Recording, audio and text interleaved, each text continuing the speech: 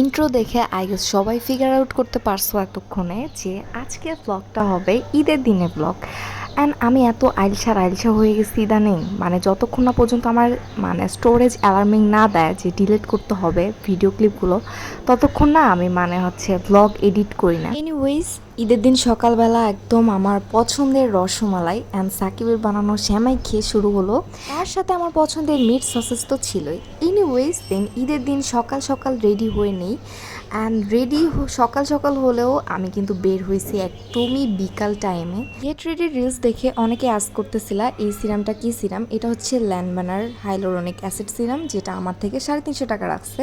And তারপর যে প্রাইমারটা use করছিলাম এটা হচ্ছে কিস বিউটি রোজ প্রাইমার ছিল। এটা আমার ফেসটা অনেক বেশি অয়েলি, সো এই প্রাইমারটা আমাকে অনেক অনেক স্যুট করে। এই তো এই কানের দুলটা আমি নিয়েছিলাম ঈদের জন্য, অ্যান্ড এই ড্রেসটার সাথে আমি পিয়ার আপ করে এই কানের দুলটা পরে ফেলি। অ্যান্ড ড্রেসটা কিন্তু সি ব্লু কালার ছিল, অ্যান্ড সি ব্লু কালার সাথে এই কানের দুলটা কিন্তু অনেক গেছে। দেন দুপুরবেলায় পোলাও মাংস ছিল, অ্যান্ড তার সাথে হচ্ছে চিকেন ফ্রাই মোমোজও ছিল। অ্যান্ড চিকেন ফ্রাই যেহেতু আমার অনেক অনেক পছন্দ, সো পোলাও মাংস না খেয়ে আমি চিকেন ফ্রাইটাই আগে খাই, অ্যান্ড তারপর মোমোও খাই। অ্যান্ড ওই দিন প্রায় 35টার মতো মোমো ছিল, আমরা দুইজন মিলে খাইছি আর কি। যাই হোক, তো মোমো ছাড়া কি আর কোনো ওকেশন জমে? আমার কাছে তো জমে না ভাই। তাই আমি হচ্ছে আবার মোমোর সাথে আবার মেয়োনিজও বানায় রাখছিলাম এর আগের দিন রাতে, আই মিন চাঁদ রাতে। মেয়োনিজটা দিয়ে চিকেন ফ্রাই কিন্তু অনেক অনেক ইয়ামি লাগতেছিল, অ্যাজ ইউজুয়াল যেটা লাগে। হাউএভার দেন বিকাল বিকাল আবার বের হয়ে গেলাম, প্রায় 4:30টার দিকে বের হয়েছি, লেটই করে ফেলছিলাম। অ্যান্ড একদম ওয়েদারটা গ্লুমি ছিল ওই দিন, আমরা ততক্ষণে মালিবাগ পৌঁছেছিলাম মাত্র।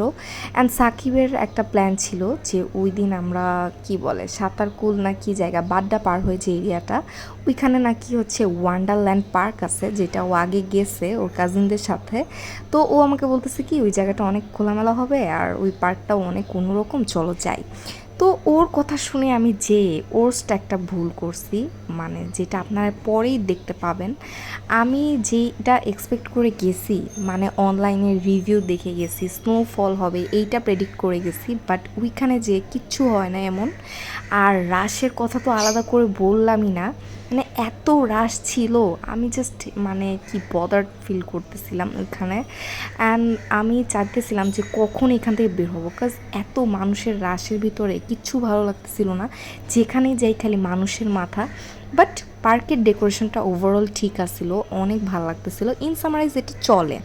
অ্যান্ড তারপর আমরা সুইমিং পুলের এরিয়াতে আসি, অ্যান্ড ওইখানেও অনেক অনেক গরম লাগতেছিল, গরমের ঠাড়া থাকতেই পারতেছিলাম না। তো অ্যাজ সুন অ্যাজ পসিবল আমি চাইতেছিলাম মানে পার্ক থেকে বের হতে, আমার একদমই মন টিকতেছিল না পার্কের ভিতরে। দেন যত তাড়াতাড়ি সম্ভব বের হয়ে যায়। আর অনেকেই হয়তো ভাবতে পারেন যে বের হয়েছিলাম 4:30টায়, বাট আস্তে আস্তে রাত কেন হলো ভাই? ওই দিন এত জ্যাম ছিল, আমাদের বাড্ডা ক্রস করতে করতেই প্রায় 2 ঘন্টা লেগে গেছে। তো যার কারণে আবার সন্ধ্যা হয়ে গেছে, সন্ধ্যা থেকে রাত আসছে, রাতে রাতে আমরা দেন ওয়ান্ডারল্যান্ড পার্কে পৌঁছাই।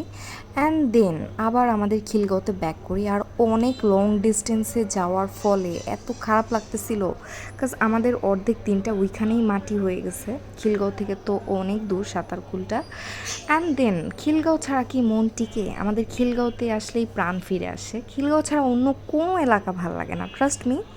আমি জানি না যে আমি খিলগাঁওতে বড় হয়েছি এই কারণেই কি আমার খিলগাঁও ভালো লাগে কিনা জানি না, কিন্তু আমি শুনছি যারা খিলগাঁওয়ের বাইরেও থাকে, আই মিন বনশ্রী বাড্ডা, ওদেরও নাকি খিলগাঁও অনেক ভালো লাগে। স্পেশালি খিলগাঁও তো ফেমাস ফর ফুড, এই জন্যই আরও খিলগাঁওকে সবাই লাইক করে আই গেস। অ্যান্ড রেস্টুরেন্টও হিউজ আছে এই খিলগাঁও এরিয়ার ভিতরে, অ্যারাউন্ড 700 থেকে 800-র মতো রেস্টুরেন্ট আপনারা ফাইন্ড আউট করতে পারবেন ইজিলি। এনিওয়েজ দেন আমরা আবার রুফটপ সানসেট এই রেস্টুরেন্টটায় আসার প্ল্যান করছিলাম, দেন আমরা আবার চলে আসলাম, বাট আমরা ইনডোরে জায়গা না পেয়ে একদম আউটডোরে বসতে হয়েছে আমাদেরকে। একদম মানে কি একটা অবস্থা, উইদাউট এসি আমাদের জন্য অনেক বেশি ট্রবল হয়ে যেতেছিল বাইরে বসে থাকাটা। আর রাশের কথা তো আলাদা করে বলতেই মানে হবে না, কারণ যেখানে যাইতেছিলাম ওইখানেই রাশ। দেন আমার জন্য আবার খাবার অর্ডার করলাম, অ্যান্ড সাকিব তো ডায়েটে ছিল এই জন্য খেলো না, কি ডায়েট যে করে আল্লাহ জানে, মানে কিটো ডায়েট ফেল, কাজ ঈদের দিন একটা মানুষ কীভাবে না খেয়ে থাকতে পারে।